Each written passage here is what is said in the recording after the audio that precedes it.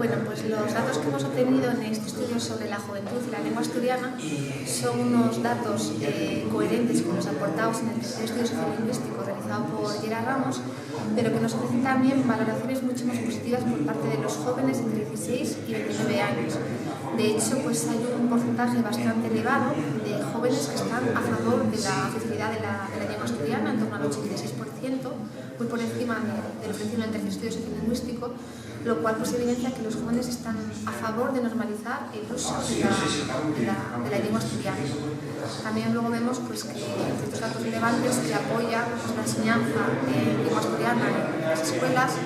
Un 77% también estaba a favor de que la lengua asturiana se usara como una lengua de instrucción en las escuelas. Y luego también pues, bueno, porcentajes elevados, en torno al 80% de jóvenes que están a favor pues, de una mayor variedad de los espacios informativos en lengua asturiana y de programas que se ofertan en la actividad en asturiano.